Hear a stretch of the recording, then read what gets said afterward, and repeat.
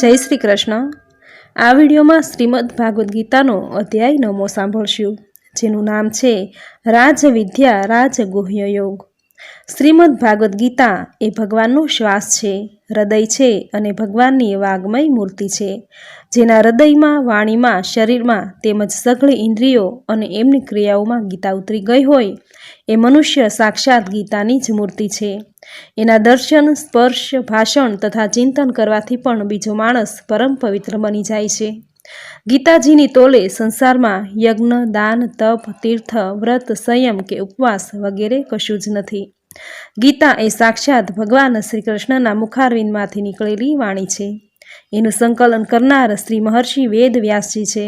તો મિત્રો, આ વિડીયોમાં શ્રીમદ ભાગવદ ગીતાનો અધ્યાય 9મો, જેમાં સાંભળશું પ્રભાવ સહિત જ્ઞાનનો વિષય, જગતની ઉત્પત્તિનો વિષય, ભગવાનનો તિરસ્કાર કરનારા આસુરી પ્રકૃતિના માણસોની નિંદા તથા દૈવી પ્રકૃતિના માણસોના ભગવત ભજનનો પ્રકાર, સર્વાત્મ રૂપે પ્રભાવ સહિત ભગવાનના સ્વરૂપનું વર્ણન, સકામ અને નિષ્કામ ઉપાસનાનું ફળ, નિષ્કામ ભગવદ્ ગીતાનો મહિમા। તો આ વિડીયોમાં સુંદર શબ્દોમાં તેનું વર્ણન કરેલું છે।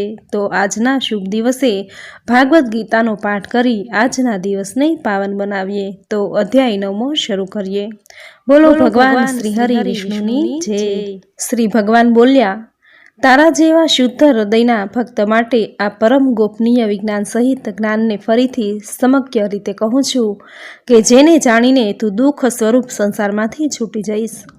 આ વિજ્ઞાન સહિત જ્ઞાન સઘળી વિદ્યાઓનો રાજા, સઘળા ગોપનીયોનો રાજા, અતિ પવિત્ર, ઘણું ઉત્તમ, પ્રત્યક્ષ ફળ અનુભવી શકાય એવું, ધર્મયુક્ત, સાધન કરવામાં સાવ સહેલું અને અવિનાશી છે। હે પરંતપ, ઉપર જણાવેલા આ ધર્મમાં શ્રદ્ધા વિનાના માણસો મને ન પામતા મૃત્યુરૂપી સંસાર ચક્રમાં ભટકતા રહે છે। મુજ નિરાકાર પરમાત્માથી આ આખું જગત જળથી બરફની પેઠે પરિપૂર્ણ છે અને સઘળા ભૂતો મારામાં સંકલ્પને આધારે સ્થિત છે, પણ વાસ્તવમાં હું એનામાં સ્થિત નથી અને વળી એ સમસ્ત ભૂતો મારામાં સ્થિત જ નથી। મારી ઈશ્વરીય યોગ શક્તિને જો ભૂતોનું ધારણ પોષણ કરનારા અને ભૂતોને ઉત્પન્ન કરનારા છતાંય મારો આત્મા વાસ્તવમાં ભૂતોમાં સ્થિત નથી। જેમ આકાશમાંથી ઉદ્ભવેલો સર્વ બાજુએ વિચરનાર અતિ વિસ્તૃત વાયુ સદા આકાશમાં જ સ્થિત છે, એ જ રીતે મારા સંકલ્પ દ્વારા ઉત્પન્ન હોવાને લીધે સઘળા ભૂતો મારામાં સ્થિત છે એમ સમજ। હે કૌંતેય, કલ્પોના અંતે બધા ભૂતો મારી મૂળ પ્રકૃતિને પામે છે, એટલે કે પ્રકૃતિમાં લય પામે છે અને કલ્પોના આરંભે એમને હું ફરી સર્જું છું। પોતાની પ્રકૃતિને સ્વીકારીને સ્વભાવના બળને લીધે વશ થયેલા આ આખાય ભૂત સમુદાયને વારંવાર એમના કર્મો અનુસાર સર્જું છું। હે ધનંજય, એ કર્મોમાં આસક્તિ વિનાના અને ઉદાસીનની જેમ સ્થિતિ મુજ પરમાત્માને એ કર્મો નથી બાંધતા। હે કુંતી પુત્ર, મુજ અધિષ્ઠાતાના પ્રભાવથી જ પ્રકૃતિ ચરાચર સહિત આખા જગતને સર્જે છે અને આ હેતુના લીધે જ આ સંસાર ચક્ર ફરી રહ્યું છે। મારા પરમ ભાવને નહીં જાણનારા મૂઢ માણસો મનુષ્યનું શરીર ધારણ કરનારા મુજ સઘળા ભૂતોના મહાન ઈશ્વરને અવગણે છે, એટલે કે પોતાની યોગ માયાથી સંસારના ઉદ્ધારને અર્થે મનુષ્ય સ્વરૂપે વિચરતા મુજ પરમેશ્વરને સામાન્ય માણસ ગણે છે। એ વ્યર્થ આશા રાખનારા, વ્યર્થ કર્મ કરનારા તેમજ જ્ઞાનનો દુરુપયોગ કરનારા વિક્ષિપ્ત ચિત્તના અજ્ઞાનીજનો રાક્ષસી, અસુરી અને મોહિની પ્રકૃતિને જ ધારણ કરી રાખે છે। પણ હે પાર્થ, દૈવી પ્રકૃતિને આશ્રિત મહાત્માઓ મને સર્વભૂતોનું સનાતન કારણ અને નાશ રહિત અક્ષર સ્વરૂપ સમજીને અનન્ય મનથી યુક્ત થઈને નિરંતર ભજે છે। એ દ્રઢ નિશ્ચયી ભક્તો નિરંતર મારા નામ અને ગુણોનું કીર્તન કરતા, મારી પ્રાપ્તિ અર્થે પ્રયત્ન કરતા અને માને વારંવાર પ્રણામ કરતા સદા મારા ધ્યાનમાં જોડાઈને અનન્ય પ્રેમથી મને ઉપાસે છે। બીજા જે યોગ જ્ઞાનીઓ છે એ મુજ નિર્ગુણ નિરાકાર બ્રહ્મનું જ્ઞાન યજ્ઞ દ્વારા અભિન્ન ભાવે પૂજન કરતાં કરતાં પણ મારી ઉપાસના કરે છે અને બીજા ભક્તો આખા બ્રહ્માંડમાં જેટલા પણ ચરાચર પ્રાણીઓ છે એમને મારું સ્વરૂપ માનીને મુજ વિરાટ સ્વરૂપ પરમેશ્વરની પૃથક ભાવે ઉપાસના કરે છે। ક્રતુ એટલે કે સ્ત્રોત કર્મ હું છું, યજ્ઞ એટલે કે પંચ મહાયજ્ઞ વગેરે સ્માર્ત કર્મ હું છું, સ્વધા એટલે કે પિતૃઓને તર્પણ રૂપે અપાતું અન્ન હું છું, ઔષધ હું છું, મંત્ર હું છું, ધ્રુત હું છું, અગ્નિ હું છું અને હવનરૂપી ક્રિયા પણ હું જ છું. આ સકળ જગતનો ધાતા એટલે કે ધારણ કરનાર, કર્મોના ફળને આપનાર, પિતા માતા દાદા જે જાણવા યોગ્ય છે એ તત્વ પવિત્ર ઓમકાર તેમજ ઋગ્વેદ, સામવેદ અને યજુર્વેદ પણ હું જ છું.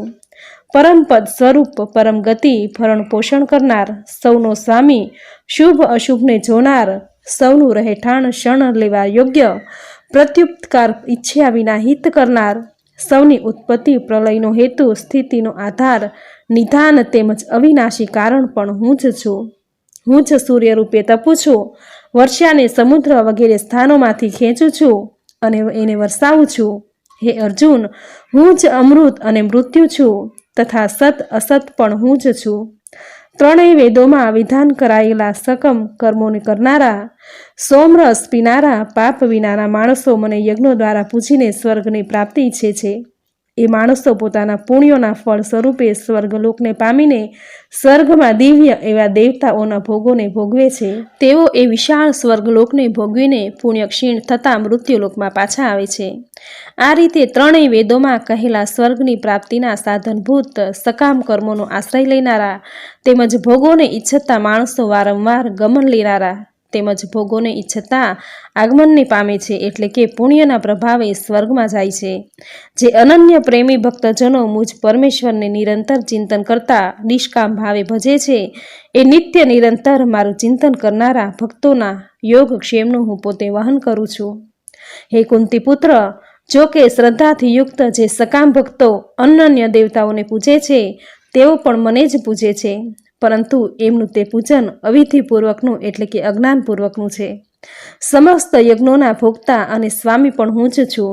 આમ હોવા છતાં પણ એ સકામ ભક્તો મુજ પરમેશ્વરને તત્વથી નથી જાણતા, માટે જ પતન પામે છે એટલે કે પુનર્જન્મને પામે છે. દેવતાઓને પૂજનારા દેવતાઓને પામે છે, પિતૃઓને પૂજનારા પિતૃઓને પામે છે, ભૂતોને પૂજનારા ભૂતોને પામે છે અને મારું પૂજન કરનારા ભક્તો મને જ પામે છે. માટે જ મારા ભક્તોને પુનર્જન્મ નથી થતો. જે કોઈ ભક્ત મને પ્રેમથી પત્ર, પુષ્પ, ફળ, જળ વગેરે અર્પે છે એ શુદ્ધ બુદ્ધિના નિષ્કામ પ્રેમી ભક્તનું પ્રેમપૂર્વક અર્પેલું એ પત્ર, પુષ્પ આદિનું હું સગુણ રૂપે પ્રગટ થઈને ઘણા પ્રેમથી આરોગું છું. હે કૌંતેય, તું જે કંઈ કર્મ કરે છે, જે ખાય છે, જે હોમે છે, જે દાન કરે છે તથા જે તપ કરે છે એ સઘળું મને અર્પણ કર.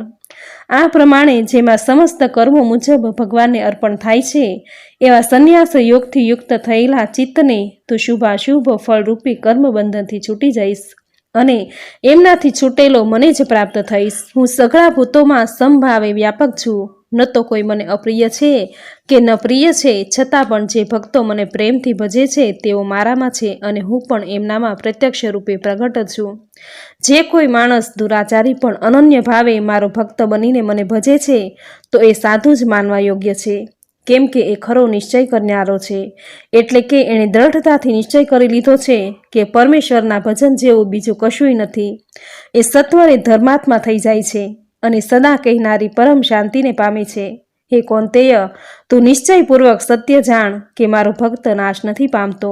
હે પાર્થ, સ્ત્રીઓ, વૈશ્યો, શૂદ્રો તથા પાપ યોની, ચાંડાલ આદિ જે કોઈ પણ હોય તેઓ પણ મારે શરણે જઈને પરમ ગતિને જ પામે છે. જો આ લોક પરમ ગતિને પામી જતા હોય તો પુણ્યશાળી બ્રાહ્મણો તથા રાજર્ષિ ભક્તો મારે શરણે થઈને પરમ ગતિને પામે એમાં તો કહેવું જ શું. માટે તું સુખ વિનાનું અને ક્ષણભંગુર આ મનુષ્ય શરીર પામીને નિરંતર મને જ ભજ. મારામાં મનને પરો, મારો ભક્ત બન, મારું પૂજન કરનારો થા, મને પ્રણામ કર. આ રીતે આત્માને મારામાં પરોવીને મારો પરાયણ થયેલો તું મને જ પામીશ. શ્રી કૃષ્ણ અર્જુન સંવાદે રાજવિદ્યા રાજગુહ્ય યોગ નામનો 9મો અધ્યાય સમાપ્ત. બોલો ભગવાન શ્રી હરિ વિષ્ણુની જય. તો મિત્રો, આપણે સાંભળ્યો શ્રીમદ ભાગવત ગીતાનો અધ્યાય 9મો. જે ઘરમાં નિત્ય શ્રીમદ ભાગવત ગીતાના પાઠ થાય છે તે ઘર પણ તીર્થરૂપ બની જાય છે. ત્યાં વસનારાઓના પાપનો તે નાશ કરે છે. જે મનુષ્ય ભાગવત શાસ્ત્રનો અર્થપૂર્વક નિત્ય વાંચે છે તેના કરોડો જન્મોના પાપ નાશ પામે છે. જે ભાગવતના અડધા શ્લોકને કે શ્લોકના એક ચરણનો પાઠ કરે છે તે નિત્ય રાજસૂય યજ્ઞ તથા અશ્વમેઘ યજ્ઞનું પુણ્ય પામે છે. પુરાણોમાં કહ્યું છે કે 100 કામ છોડી ભજન કરવું, 1000 કામ છોડી પ્રાતઃ સ્નાન કરવું, 10,000 કામ છોડી દાન દેવું, પ્રાતઃકાળે ઉઠીને પ્રભુનું નામ લેવું, કરોડો કામ છોડી શ્રીમદ ભાગવતનો પાઠ કરવો, કારણ કે આ કલયુગમાં શ્રીમદ ભાગવતનો પાઠ જ કલ્યાણકારી છે. આથી દરેક વ્યક્તિએ થોડો પણ સમય કાઢી શ્રીમદ ભાગવદ્ ગીતાના પાઠ જરૂર કરવા જોઈએ કે પછી શ્રીમદ ભાગવદ્ ગીતા જરૂર વાંચવી કે સાંભળવી જોઈએ. તો મિત્રો, આજના આ વિડીયોમાં શ્રીમદ ભાગવદ્ ગીતાનો અધ્યાય 9મો તમે પૂરી શ્રદ્ધાથી સાંભળ્યો, જે સાંભળવો આપને જરૂર ગમ્યો હશે. તો વિડીયોને લાઇક કરી કોમેન્ટમાં જય શ્રી કૃષ્ણ, જય શ્રી હરિવિષ્ણુ જરૂર લખજો. ચેનલ સબસ્ક્રાઈબ કરી બાજુમાં બેલ આઇકન જરૂર પ્રેસ કરજો. આવી જ નવી ધાર્મિક માહિતી, નવા ધાર્મિક વિડીયો સાથે ફરી મળીશું. ત્યાં સુધી આપ સૌને મારા જય શ્રી કૃષ્ણ.